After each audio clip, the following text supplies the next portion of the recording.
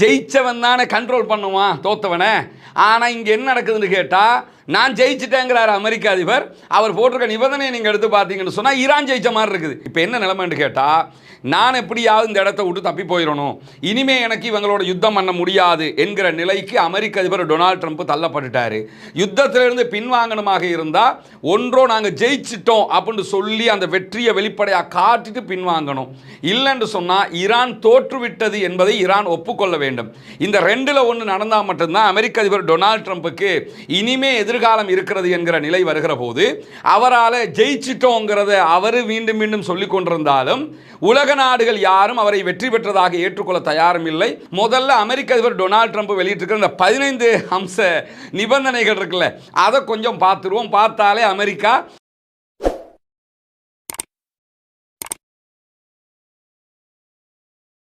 அன்பிற்கினிய சகோதர சகோதரிகளே, நம் அனைவர் மீதும் ஏக இறைவனுடைய அமைதியும் கருணையும் உண்டாகட்டுமாக என்கிற உயரிய பிரார்த்தனைகளோடு, மத்திய கிழக்கில் ஈரான் மீதான அமெரிக்க இஸ்ரேலிய தாக்குதல்களுடைய நிலை தொடர்ந்து ஒரு ஆபத்தான நிலையை எட்டியிருக்கக்கூடிய சூழலை நம்ம கணிக்க முடியும்.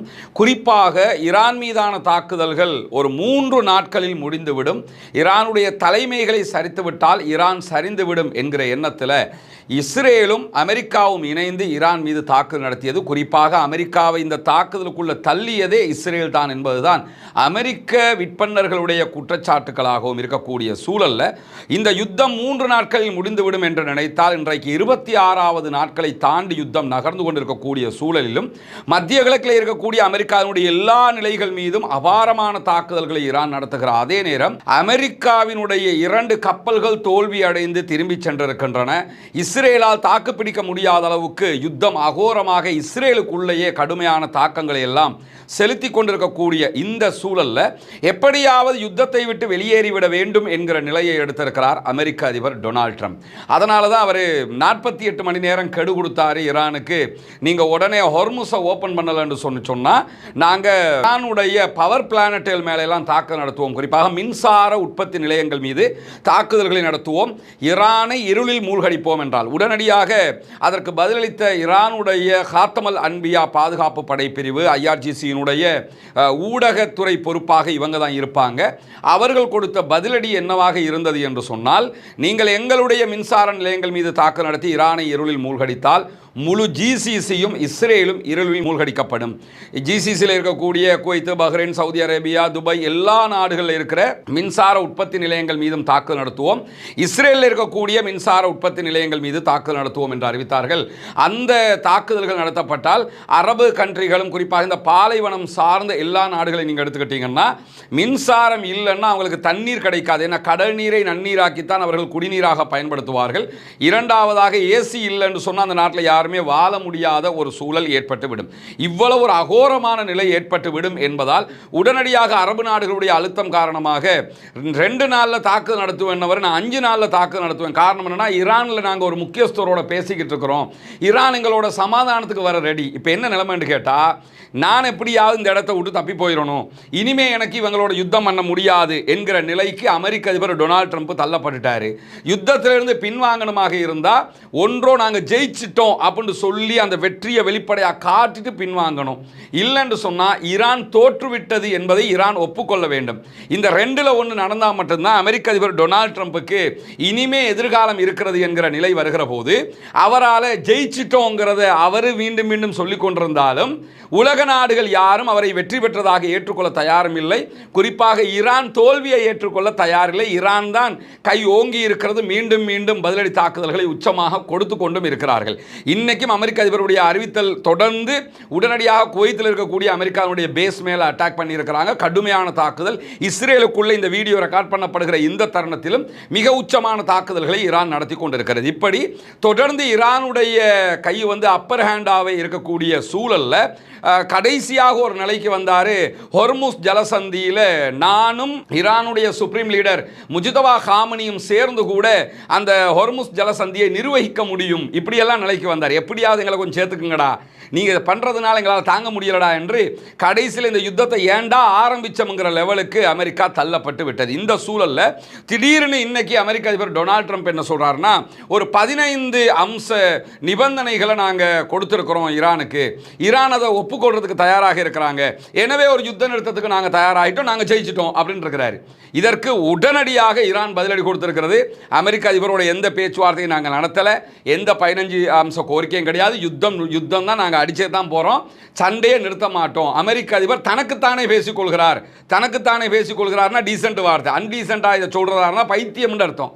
அவனை தனியை அந்தால் உளத்திக்கிட்டு இருக்கிறாப்புல அப்படின்னு சொல்லி இன்றைக்கு ஐஆர்ஜிசியினுடைய ஹாத்தமுல் அன்பியா படைப்பிரிவு மிக தெளிவான அறிக்கையை வெளியிட்டிருக்கிறார்கள். முதல்ல அமெரிக்க அதிபர் டொனால்ட் ட்ரம்ப் வெளியிட்டிருக்கிற இந்த 15 அம்ச நிபந்தனைகள் இருக்குல்ல, அதை கொஞ்சம் பார்த்துருவோம். பார்த்தாலே அமெரிக்கா இப்போ முட்டுக்காலில் நின்ட்டாங்க. இப்போ முட்டுக்காலில் நிற்கிறாங்க, நான் காலில் கீழே விழணும், அவ்வளோதான் இருக்குது, முட்டுக்கால் வரைக்கும் வந்துட்டாங்கிறத நீங்கள் பார்க்க முடியும். குறிப்பாக போரை முடிவுக்கு கொண்டு வருவதற்கு ஈரானுக்கு 15 அம்ச திட்டமாக அமெரிக்கா முன்மொழிந்திருக்கிறதுல முதலாவது திட்டம் என்னென்னு, ஈரான் மீதான அனைத்து தடைகளையும் அமெரிக்கா நீக்கும். அதாவது முதல்ல நிபந்தனைன்னா நிபந்தனை எப்படி இருக்கணும், நான் அப்படி பண்ணுவேன் இப்படி தானே இருக்கணும், நீ இதுக்கு கட்டுப்படணும்னு தானே இருக்கணும். ஜெயிச்சவன் தானே கண்ட்ரோல் பண்ணுவான் தோத்தவனை. ஆனால் இங்கே என்ன நடக்குதுன்னு கேட்டால், நான் ஜெயிச்சிட்டேங்கிறார் அமெரிக்க அதிபர். அவர் போட்டிருக்க நிபந்தனையை நீங்கள் எடுத்து பார்த்தீங்கன்னு சொன்னால் ஈரான் ஜெயிச்ச மாதிரி இருக்குது. ஈரான் மீதான அனைத்து தடைகளையும் நாங்கள் நீக்க தயார் அப்படின்ற, இதைத்தான் ஈரான் இவ்வளவு காலமாக கேட்டுக்கிட்டு இருக்கிறான். நீக்க தயார் என்று சொல்லிட்டாரு. ஒரு குடிசார் அணுசக்தி திட்டத்துக்கு, அதாவது மின்சார உற்பத்திக்கு தேவையான சக்தி திட்டத்தை முன்னெடுப்பதற்கும் மேம்படுத்துவதற்கும் அமெரிக்காவே உதவி செய்யும். உங்களுக்கு நீங்கள் பவர் பிளானட்டுகளை தான் ரெடி பண்ண, மின்சாரத்துக்காகத்தான் அணுவை நீங்கள் செறிவூட்டுறீங்கன்னு சொன்னால் அதுக்கு நாங்களே உங்களுக்கு ஹெல்ப் பண்ண தயாராக இருக்கிறோம் பாவா அப்படின்னு சொல்லி அறிவிச்சிருக்கிறாரு.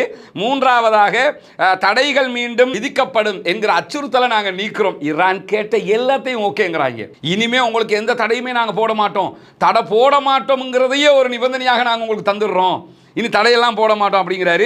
ஈரானுடைய அணுசக்தி திட்டம் ஒரு வரையறுக்கப்பட்ட கட்டமைப்புக்கு கீழாக நிறுத்தப்பட வேண்டும். ஒரு நீங்கள் இதைத்தான் செய்யணுங்கிறதோ 2 பேரும் ஒரு அக்ரிமெண்ட்டுக்குள்ளே வந்துக்கிறோம் அப்படிங்கிறாரு. அதே மாதிரி 5ஆவதாக செறிவூட்டப்பட்ட யுரேனியம் மேற்பார்வையிடுதல் அதே போன்று ஒப்புக்கொள்ளப்பட்ட வரம்புகளுக்கு உட்பட்டு தொடர்ந்து இருக்கும். உங்ககிட்ட செறிவூட்டப்பட்ட யுரேனியம் இருக்குல்ல, அந்த செறிவூட்டப்பட்ட யுரேனியம் உங்ககிட்டயே இருந்துக்கிறலாம். அதை ஒரு வரையறுக்கப்பட்ட வரம்புக்குள்ளே ஒரு கண்காணிப்பு கீழே வச்சுக்கிடுவோம். 450 கிலோ வச்சுக்கிட்டு இருக்கிறான், 450 கிலோ நாங்கள் எடுத்துகிட்டு போவோம்னு சொன்னவங்க நீங்கள் வச்சுக்கிறலாம்ங்கிறாங்க. 6ஆவதாக ஏவுகணை திட்டம் தொடர்பாக பிற்காலத்தில் அதனுடைய அளவு, அதனுடைய வீச்சு, தூரம், இந்த வரம்புகள் எல்லாம் ஒரு நிபந்தனையோடு நம்ம எதிர்காலத்தில் பேசிக்கிறோம், இப்போ வேணாம். இது எல்லாம் தான் ஓமானில் பேச்சுவார்த்தையில் சொன்னான், ஜெனீவாவில் பேச்சுவார்த்தையில் இதைத்தான் ஈரான் சொன்னாங்க, இதுக்குள்ளே வராத அதை பிறகு பேசிக்கிறோம். இப்போ ஈரான் சொன்னதை அப்படியே எடுத்து இவங்க கொடுத்துருக்குறாங்க, அவ்வளோதான். அதாவது அவங்களுடைய ஏவுகணை இவ்வளவு காலமாக ஈரான் இடத்துல 2000 கிலோமீட்டர் வரைக்கும் தான் அடிக்க முடியும்னு நினச்சிக்கிட்டு இருந்தாங்க. ஆனால் டியாகோ கார்சியா வரைக்கும் அடிச்சிட்டாங்க, 4000 கிலோமீட்டர் அடிச்சிட்டாங்க. 4000 கிலோமீட்டர்னா UK வரைக்கும் ஈரானால் தாக்க முடியும் என்று அர்த்தம், யூரோப்பில் பல கண்ட்ரிகளுக்கு தாக்க முடியும் என்று அர்த்தம். கண்டம் விட்டு கண்டம் பாய்கிற ஏவுகணைகள் ஈரானத்தில் இருக்கிறது என்று அர்த்தம். எனவே தான் இந்த அச்சத்தில் இந்த திட்டத்துக்கு வந்திருக்கிறாங்க. அதே மாதிரி 7ஆவதாக என்ன சொல்கிறாங்கன்னு கேட்டால், மீண்டும் அந்த அணுசக்தி திட்டங்களுடைய பயன்பாடுங்கிறது குடிமக்களுடைய தேவைக்காக நீங்கள் பயன்படுத்தணும் அப்படிங்கிறாங்க. அது ஒன்றே தான் கிட்டத்தட்ட சொல்லப்படுது, வேறு எதுவும் விளக்கங்கள் அதுக்கு இருக்குதான்னு இதில் தெரியலை. அதே மாதிரி 8ஆவதாக தற்போதுள்ள அணுசக்தி திட்டங்களுடைய மேம்பாடு நிறுத்தப்படும். இதுக்கு மேலே நீங்கள் அணுவை செறிவூட்டக்கூடாது, ஆல்ரெடி 60 பண்ணிட்டான், இன்னொரு 2 வீக் கிடைச்சாலும் அவன் நினச்சான்னு சொன்னால் அணு ஆயுதத்தை தயாரிச்சிருவான். அப்படி இருக்கும்போது நீங்கள் அதுக்கு மேலே போகக்கூடாது, கொஞ்சம் கவனித்து போய்க்கிருவோமா அப்படின்ற மாதிரி அவர் போட்டிருக்கிறாரு. அதே மாதிரி செறிவூட்டும் திறன்களை மேலும் விரிவுபடுத்தக்கூடாது. மீண்டும் நீங்கள் என்ன பண்ணக்கூடாதுன்னு கேட்டால், அந்த யுரேனியத்தை செறிவூட்டுகிற வேலையை செய்யக்கூடாது, 60% நீங்கள் நிறுத்திக்கிறானு, 90க்கெல்லாம் போய் அணுகுண்டு தயாரிச்சிடாதீங்க அப்படின்னு இருக்கிறாங்க. ஈரானுடைய மண்ணில் ஆயுத தரத்திலான அணுப்பொருட்கள் உற்பத்தி செய்யக்கூடாது, அதைத்தான் திரும்ப ஒரே வேட் தான், அணு ஆயுதம் செய்யக்கூடாதுங்கிறத பல வார்த்தைகளில் சொல்லிக்கிட்டு இருக்கிறாங்க. செறிவூட்டப்பட்ட அனைத்து பொருட்களும் ஒப்புக்கொள்ளப்பட்ட காலக்கெடுவுக்குள்ள சர்வதேச அணுசக்தி முகமையிடத்தில் ஒப்படைக்கப்படும். ஏற்கனவே என்ன சொல்றாங்கன்னா, நீங்க செறிவூட்டப்பட்ட யுரேனியத்தை வச்சுக்கலாம்ங்கிறாங்க. 11ஆவதுல என்ன சொல்றாங்கன்னு கேட்டால், அதை நீங்க ஒப்புக்கொள்ளப்பட்ட ஒரு காலக்கெடுவில் என்னைக்காவது ஒரு 10 வருஷம் ஏதாவது ஒன்று போட்டு அந்த காலக்கெடுவுக்குள்ள சர்வதேச அணுத்தடுப்பு முகமையிடத்தில் கொடுக்கணும் அப்படிங்கிறாங்க. அதுக்கப்புறம் 12ஆவது 13ஆவது பின்னாடி வர்றது தான் ஈரான் ஏற்றுக்கொள்ள முடியாது இல்லாத ஆரம்பத்தில் ஈரான்ட்ட முட்டுக்காலில் நின்று சரணடைஞ்சிட்டு பின்னாடி வந்து புத்தியை காட்டுறாங்க. 12வது என்ன சொல்கிறாங்கன்னா, நட்டான்ஸ், இஸ்பஹானில் இருக்கக்கூடிய அதே போன்று ஃபோர்டோ ஆகிய இந்த அணுமின் நிலையங்கள் மொத்தமாக அழிக்கப்படணும். இதை நீங்கள் பயன்படுத்தக்கூடாது. ஏன்னா இதில் தான் அவங்க அணுவை செறிவூட்டுறாங்கிறதுனால இதை நீங்கள் பயன்படுத்தக்கூடாது. சர்வதேச கண்காணிப்பு மற்றும் சரிபார்ப்பு வழிமுறைகள் அமுல்படுத்தப்பட வேண்டும். அதாவது இன்டர்நேஷனல் இந்த அணுத்தடுப்பு முகமை உள்ள வந்து பார்க்கறதுக்கு அனுமதிக்கணும் அப்படிங்கிறாங்க. 14வது இணக்கத்துடன் கூடிய படிப்படியான செயலாக்கங்கள் நடைமுறைக்கு வர வேண்டும். இருதரப்பினருக்கும் இடையிலான கூடுதல் பிராந்திய மற்றும் பாதுகாப்பு உடன்பாடுகளை நம்ம பண்ணிக்கிறோன்னு அப்படின்னு சொல்லி 15 நிபந்தனைகளை அவங்க போட்டிருக்கிறாங்க. இதில் இந்த பின்னாடி வார 4 மட்டும்தான் கரெக்டாக பார்த்தா நிபந்தனை மாதிரியே தெரியுது. முன்னாடி உள்ளதெல்லாம் கையை கட்டி முட்டுக்காலில் நின்று நிர்வாணமாக கெஞ்சி கேட்குற மாதிரி கதையாக அமெரிக்க அதிபர் டொனால்ட் ட்ரம்புடைய திமிரு அடங்கி போய் இப்போ பேச்சுவார்த்தைக்கு வந்திருக்கிறாருங்கிறது மட்டும் திட்ட தெளிவாக தெரியுது. ஆக்கிரமிப்பு இவங்க அதாவது வெனிசுவேலாவில் ஆடிய ஆட்டம், வியட்நாமில் ஆடிய ஆட்டம், ஈராக்கில் ஆடிய ஆட்டம், ஆப்கானில் ஆடிய ஆட்டம் எல்லாமே இப்போ ஈரானில் வந்து அடங்கி போய் ஒடுங்கி போய் அமெரிக்க வல்லரசுங்கிற நிலையை தாண்டி ஈரானிய வல்லரசு, ஈரானிய அதாவது பாரசீக பேரரசு என்கிற நிலைக்கு ஈரானை கொண்டு வந்து வைத்திருக்கிறது என்பதை நம்ம பார்க்க முடியும். இந்த நிலையில தான் அமெரிக்காவினுடைய அதிபருடைய இந்த அறிவிப்பு தொடர்பாக உடனடியாக எதிர்வினையாற்றி இருக்கிறது ஈரானுடைய ஐஆர்ஜிசியினுடைய ஹாத்தமல் அன்பியா ராணுவ பிரிவு. அவங்க வெளியிட்டிருக்கக்கூடிய அறிவிப்பில் என்ன சொல்றாங்கன்னு கேட்டால், அமெரிக்காவினுடைய அதிபர் தனக்குத்தானே பேசிக்கொள்கிறார். நாங்கள் அவருடைய எந்த ஒரு சமாதான பேச்சுவார்த்தை நடத்தவும் இல்லை, இப்படி எந்த நிபந்தனையும் கேட்கவும் இல்லை, அவர் எங்ககிட்ட இதை தரவும் இல்லை, அவருக்கு பேசிக்கிட்டு அவரே இதை அறிவிச்சுக்கிறார். இது எப்படி இருக்குன்னு கேட்டால், நான் ஜெயிச்சிட்டேன், இந்த நிபந்தனைகளாம் நாங்கள் சொல்லியிருக்கிறோம். இப்போ கூட என்னன்னா, ஈரான் நீங்கள் ஏற்றுக்கிறீங்கிற லெவலுக்கு வராமல் நாங்கள் அறிவிச்சிட்டோம், நீங்கள் ஏற்றுக்கிறீங்களா, அது யுத்தத்தை நிப்பாட்டுருவோம் அப்படிங்கிறாங்க. ஈரான்காரன் என்ன சொல்கிறான்னா, அது யாரா, நீ யார், நீங்களாம் யாரா, நீங்கள் வருவீங்க, வந்து யுத்தம் பண்ணுவீங்க, எங்கள் மேலே அட்டாக் பண்ணுவீங்க, திரும்ப நாங்கள் யுத்தம் இல்லைம்பீங்க, ஒரு பேப்பரை கொண்டு தருவீங்க, நாங்கள் சைன் பண்ணிட்டு கொடுத்து அனுப்பிடணுமா, எடுத்து காலி பண்ணுட்டான். அட்டாக்கு தான், நிறுத்தவே மாட்டோம். ஏன்னா எங்கள் கை ஓங்கி இருக்குது, நாங்கள் ஜெயிச்சுக்கிட்டு இருக்கிற நாங்கள் எதுக்கடா அவங்ககிட்ட சரண்டர் ஆகணும்னு சொல்லி தெளிவாக இன்றைக்கு அமெரிக்காவுக்கு ஈரான் பதிலடி கொடுத்திருப்பது மட்டுமல்லாமல் ராஜதந்திரம் குறித்த ட்ரம்பினுடைய பேச்சுக்கள் எல்லாமே நம்பிக்கையற்றது, பயனற்றது என்று சொல்லி ஈரானுடைய மிக முக்கியமான அதிகாரிகள் சொல்லக்கூடிய செய்திகளை பிரஸ் டிவி சற்று நேரத்துக்கு முன்பதாக வெளியிட்டிருக்கிறது. ஈரானுடைய வெளியுறவு அமைச்சகத்தின் செய்தி தொடர்பாளர் இஸ்மாயில் பகாயி இன்றைக்கு இந்தியா டுடேக்கு சற்று நேரத்துக்கு முன்பதாக ஒரு பேட்டி கொடுத்திருக்கிறாரு. அந்த பேட்டியில் இஸ்மாயில் பகாயி சொல்லக்கூடிய செய்திகள் என்னன்னு சொல்லி சொன்னா, அமெரிக்காவோட மத்தியஸ்தம் செய்வதற்கு பல நாடுகள் ஈரானை அணுகி இருக்கின்றன, அதில் எந்த மாற்று கருத்தும் இல்லை. பல நாடுகள் எங்களோட டர்க்கி பேசுகிறாங்க, ஈஜிப்ட் பேசுகிறாங்க, கத்தர் பேசுகிறாங்க, பாகிஸ்தான் பேசுகிறாங்க, இப்படி பல நாடுகளும் அமெரிக்காவோட ஒரு சமாதானமாக போவோமே என்று சொல்லி எங்களோடு பேசுகிறார்கள். அதை நாங்கள் மறுக்கலை. ஆனால் இதில் நாங்கள் பேசினதாக சொல்லப்படக்கூடிய செய்திகள் எல்லாமே பொய்யானது. நாங்கள் எதுக்குமே இதுவரைக்கும் ஒத்துக்கொள்ளலை. எங்களோட பேசுகிறாங்க, செஞ்சுக்கிறோமே என்று பேசுகிறாங்களே தவிர நாங்கள் எதுக்கும் ஒப்புக்கொள்ளவில்லை என்று சொல்லிட்டு எங்களுடைய செய்தி மிக மிக தெளிவாக இருக்கிறது என்று சொல்லிட்டு சொல்கிறாரு. நாங்கள் தொடர்ந்து எங்களை பாதுகாக்கிற வேலையை செய்கிறோம். நாங்கள் உங்களை அடிக்கணுங்கிறது எங்களோட நோக்கம் இல்லை, எங்களை பாதுகாக்கணும் தான் எங்களோட நோக்கம். பேச்சுவார்த்தையை நடத்துவதற்கு விரும்புவதாக அமெரிக்கா சொல்வதே நம்பகமற்றது. அமெரிக்காவை நாங்கள் நம்புறதுக்கு தயார் இல்லை. ஏன் நம்புறதுக்கு தயார் இல்லைன்னு கேட்டால், ஏற்கனவே 2 தடவை அவங்களோட நாங்கள் பேச்சுவார்த்தை நடத்திக்கிட்டு இருக்கும்போது தான் ஜூன் மாதம் எங்கள் மேலே அட்டாக் பண்ணாங்க. 2வது பேச்சுவார்த்தை நடத்திக்கிட்டே இருக்கும்போது தான் இப்போ அட்டாக் பண்ணாங்க. அப்போ பேசிக்கிட்டே எங்கள் மேலே யுத்தம் பண்ணுவாங்க. இப்பயும் சமாதானம் பேசிக்கிட்டே இருக்கும்போது தேவையான ஆயுதத்தை கொண்டு வந்து வச்சுட்டு எங்கள் மேலே அட்டாக் பண்ணுவாங்க. இவங்களை நம்ப முடியுமா? எனவே இவங்களை நம்ப முடியாது. 2வது என்னன்னு கேட்டால், அமெரிக்காவும் இஸ்ரேலும் இப்போ கூட எங்கள் மேலே குண்டு தாக்குதல் நடத்துகிறாங்க. நடத்திக்கிட்டே நாங்கள் பேசுகிறோம்னு சொன்னால் எப்படி நம்ப முடியும்? முதல்ல யுத்தத்தை நிறுத்திவிட்டு சமாதானத்தை பற்றி யோசி. ஆனால் நீங்கள் தாக்குதல் நடத்திக்கிட்டே சமாதானம் கேட்டிருக்கிறீங்க. எனவே அமெரிக்காவுடைய இந்த ராஜதந்திரத்தை எல்லாம் நாங்கள் நம்புவதற்கு தயாரில்லை. இந்த யுத்தத்தை தொடங்கினது அவங்க தான், தொடர்ந்து ஈரானை தாக்கி வருவதும் அவர்கள் தான். இப்படியான நிலை இருக்கும்போது மத்தியஸ்தம் குறித்த அவர்களுடைய பேச்சுக்களை எதையுமே நாங்கள் நம்புறதுக்கு தயாரில்லை. நாங்கள் செல்ஃப் டிஃபென்ஸுக்காகத்தான் தொடர்ந்து அட்டாக் பண்ணுறோம்னு சொல்லக்கூடியவர், பாகிஸ்தான் உங்களோட சமாதானம் பேசுதாமே, இந்த 48 மணி நேரத்துக்குள்ள பாகிஸ்தானில் ஏதோ பேச்சுவார்த்தை இருக்குதாமே என்று கேட்டதுக்கு தெளிவான ஒரு பதிலை சொல்றாரு. இஸ்லாமாபாத்துக்கு நல்ல நோக்கங்கள் இருக்கிறது என்பதை நாங்கள் மறுக்கவில்லை. இந்த யுத்தத்தை நிறுத்தணுங்கிறதுல பாகிஸ்தான் ஒரு பேச்சுவார்த்தையை நடத்த வேண்டும் என்று நல்ல நோக்கத்தில் செயல்படுது, அதை நாங்கள் மறுக்கலை.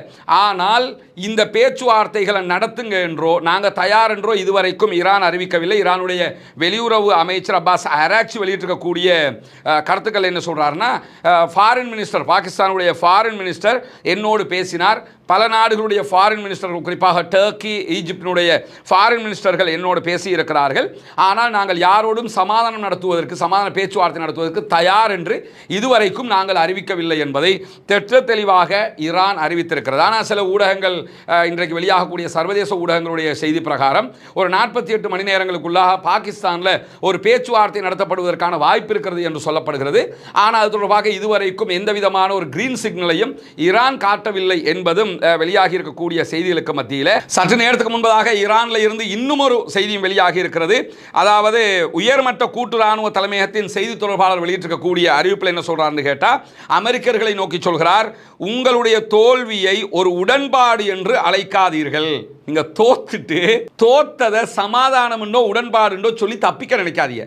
தோல்வியை தோல்வின்னு சொல்லி பழகுங்க அப்படின்னு சொல்லி ஒரு அட்வைஸை பண்ணிட்டு என்ன சொல்கிறான்னு கேட்டால், எங்களுடைய ஆயுத படைகள் IRGC உள்ளிட்ட ஈரானுடைய இராணுவம் வலிமையான கரத்தால் இந்த பிராந்தியத்தின் நிலைத்தன்மைக்கு உத்தரவாதம் அளித்து கொண்டிருக்கிறது. நாங்கள் மட்டும்தான் இந்த மிடில் ஈஸ்ட்டுக்கு பாதுகாப்பு கொடுக்க முடியுமே தவிர அமெரிக்காவால் பாதுகாப்பு கொடுக்க முடியாது என்பதை நாங்கள் நிரூபித்திருக்கிறோம். நீங்களும் உணர்கிற வரைக்கும் இந்த தாக்குதல் தொடரும்ங்கிறார். நீங்களும் புரிஞ்சுக்கிறனும், ஈரானை மீறி மத்திய கிழக்கில் எதுவும் பண்ண முடியாது. இதுவரைக்கும் போட்ட ஆட்டம் எல்லாம் முடிஞ்சு போச்சு, இனிமேல் ஆட்டம் போட முடியாதுன்னு நீங்கள் புரிஞ்சுக்கிறனு, அதனால் அதை புரிகிற வரைக்கும் அட்டாக் பண்ணுவோம் அப்படிங்கிறாரு ஈரானுடைய உயர்மட்ட இராணுவ தளபதி. அதை தாண்டி இன்றைக்கு வெளியிட்டிருக்கக்கூடிய அவர்களுடைய அறிவிப்பில் சொல்கிறாங்க, இந்த பிராந்தியத்தில் உங்களுடைய முதலீடுகளுக்கு எந்த அறிகுறியும் இருக்காது. இனிமே இங்கே வந்து முதலீடு பண்ணணும், மத்திய கிழக்கில் சம்பாதிக்கலாம், இனி அரபு நாட்டுக்காரனை ஏமாற்றலாம், இந்த மாதிரி அவங்கள மாடாக்கலாம் நினச்சிங்கன்னா அவங்க மாடாக நினச்சாலும் நாங்கள் மாடாக விட மாட்டோம், நாங்கள் தான் இனிமேல் எல்லாமே அப்படின்னு சொல்லக்கூடியவர். இந்த பகுதிகளில் நீங்கள் எரிசக்தி, அதே போன்று எண்ணெய், இந்த பெட்ரோலியம், இந்த விலைகளை எல்லாம் பழைய விலைக்கு நீங்கள் நாங்கள் நினைக்காம பார்க்க முடியாது. பழைய விலை என்ன? ஒரு பேரலுக்கு $60. இப்போ புதிய விலை என்ன? ஒரு பேரல் வந்து $120, டபுள் மடங்கு ஆயிடுச்சு. பழைய விலையை பார்க்கணும்னா நாங்கள் தான் முடிவெடுக்கணும், நீங்கள் எல்லாம் முடிவெடுக்கணும், எங்கள் முடிவின் பிரகாரம் தான் பழைய முடிவு வரும் என்று சொல்லிட்டு யுத்தத்தின் மூலமாகத்தான் இனிமேல் தீர்வுங்கிறார். இவ்வளோ காலமாக பேச்சின் மூலமாக தீர்வு, இனிமேல் யுத்தத்தின் மூலமாகத்தான் தீர்வு, இந்த சண்டையில் தான் தீர்வு எடுப்போம்னு சொல்லிட்டு நாங்கள் விரும்புகிற வரைக்கும் எந்த ஒரு சூழ்நிலையிலும் முன்பிருந்த நிலைக்கு திரும்ப விட மாட்டோம். நாங்கள் தான் இனி இந்த மத்திய கிழக்கு பழைய நிலைக்கு வரணுமா இல்லையாங்கிறத முடிவெடுக்கணுமே தவிர நீங்கள் கிடையாது, நாங்கள் அந்த பழைய நிலைமைக்கு நாங்களாக நினைக்காம வர விட மாட்டோம். முதல் நாளிலிருந்து எங்களுடைய முதல் மற்றும் கடைசி வார்த்தைகள் இதுவாகத்தான் இருக்கிறது. நாங்கள் ஃபர்ஸ்ட்ல இருந்து இதைத்தான் சொல்லிக்கிட்டு இருக்கிறோம். நாங்கள் தான் டிசிஷன் மேக்கராக இருப்போம், நீ நினச்சிக்கிட்டு உள்ள வர்ற, தப்பிச்சு வெளியே போக முடியாது, ரெட் லைனை தாண்டிராத, எங்களை சூடாக்கிறாத, எங்களை டென்ஷன் ஆக்கி விட்டுறாதன்னு சொல்லிக்கிட்டே இருந்தோம், கேட்கல, டென்ஷன் ஆக்கி விட்டீங்க, நீ நாங்கள் தான் முடிவெடுப்ப முடிகிறவர். மேலதிகமாக என்ன சொல்றாருன்னு கேட்டால், எங்களை போன்றவர்கள் உங்களை போன்ற வாக்கு மீறக்கூடிய பொய்யர்களோடு ஒருபோதும் சமாதானம் செய்து கொள்ள மாட்டார்கள். அது இப்போதும் சரி, எதிர்காலத்திலும் சரி. நாங்கள் வந்து எல்லோருக்கும் நலவு என்கிற ரீதியில் சில விட்டுக் கொடுப்புகளுக்கு வந்தாலும் ஒருபோதும் சமாதானம், நிரந்தர சமாதானம் உங்களோட வரவே முடியாது, நீங்களாம் பொய்யனுங்க அப்படின்னு சொல்லி தெளிவாக சொல்லக்கூடியவர். இந்த வலிமையான வார்த்தைகளைத்தான் நேற்று எங்களுடைய இராணுவம் சொன்னது. இன்றைக்கு நாங்கள் சொல்கிறோம், நாளைக்கும் எங்களுடைய தலைமைகள் இதைத்தான் எதிரொலிக்கும். பேச்சுவார்த்தைகள் இனி கிடையாது, ஹொர்முஸ் ஜலசந்திங்கிறது ஈரானுடைய கட்டுப்பாட்டில் தான் இருக்கும், நாங்கள் யுத்தத்தை தொடருவோம் என்று சொல்லி தெளிவாக ஈரானுடைய கூட்டுப்படைகளுடைய தலைமைத்துவம் இன்றைக்கு அறிவித்திருக்கிறது. இப்படியான சூழலில் தான் மேலதிகமாக ஈரான் என்ன செய்கிறாங்கன்னு கேட்டால், இந்த யுத்தத்தை நிறுத்தணும்னா சில நிபந்தனைகளையும் விதித்திருக்கிறார்கள். நாங்கள் யுத்த நிறுத்தத்துக்கே வரமாட்டோம், சண்டை தான், நிறுத்தணும்னா நீல நிபந்தனை போடணும், நான் தான் போடணும்னு சொல்லி ஈரான் சில நிபந்தனைகளை போட்டிருக்காங்க.